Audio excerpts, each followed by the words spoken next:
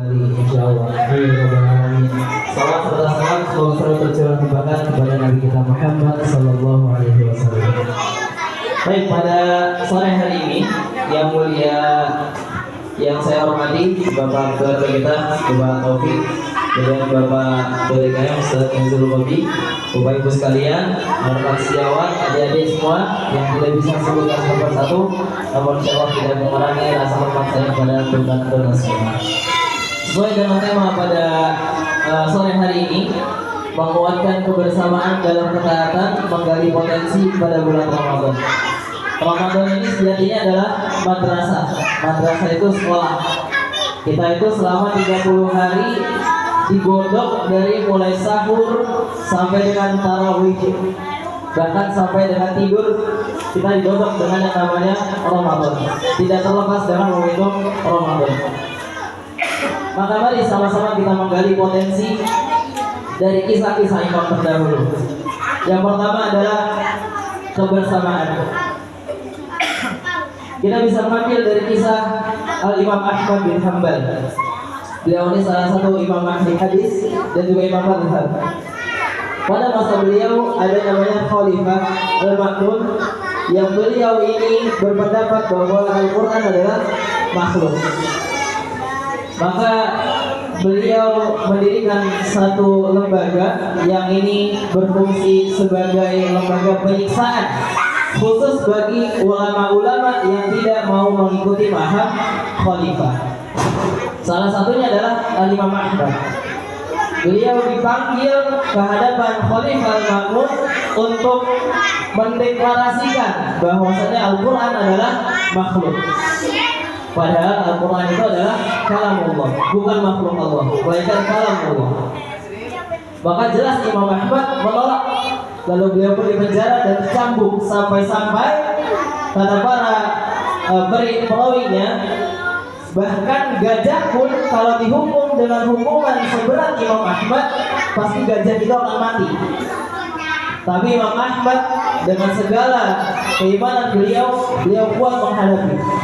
Salah satu yang bikin beliau itu kuat menghadapi siksaan yang begitu keras adalah mengingat dari seorang pencuri yang satu sel sama Imam Ahmad.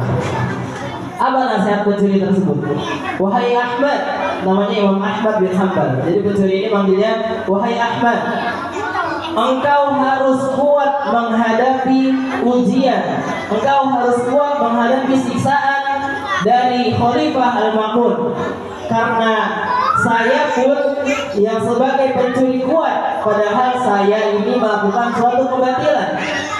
Maka engkau yang di atas kebenaran harus lebih kuat daripada saya.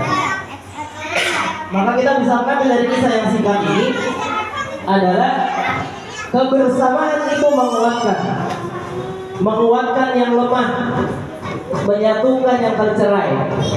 Maka kita harus selalu bersama-sama dalam kebaikan.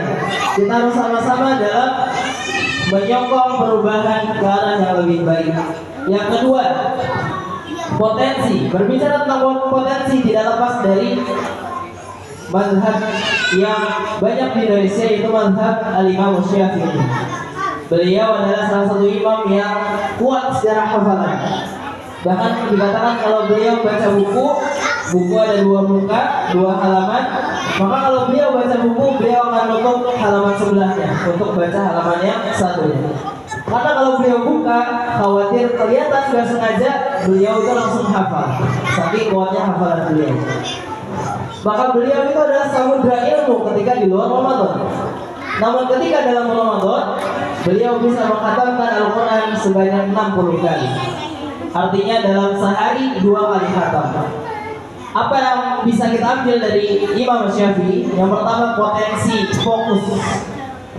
Kita ini memiliki potensi fokus. Kalau di Ramadan kita memiliki potensi fokus untuk membaca Quran, maka di luar Ramadan kita pasti memiliki potensi fokus untuk meraih mimpi-mimpi kita dan apa yang kita cita-citakan. Yang kedua adalah potensi waktu. Idealnya atau umumnya orang itu kalau tilawah Quran 1 juz 1 jam. Maka kalau Imam Syafi'i sehari hatam 2 kali atau 30 juz, berarti membutuhkan waktu 60 jam. Yang itu nggak masuk di perhitungan kita. Tentunya banyak faktor mengapa beliau bisa melakukan hal demikian. Namun potensi waktu, Imam Asy-Syafi'i memanfaatkan waktu di bulan Ramadan dengan sebaik-baiknya. Ya, di bulan Ramadan ini 24 jam penuh ampunan. Dari mulai sahur, Allah Subhanahu wa taala berfirman apa? Wa bil ashari hum yastaghfirun. Dan mereka yang di waktu asar itu beristighfar, minta ampun kepada Allah Subhanahu wa taala. Itu ketika sahur.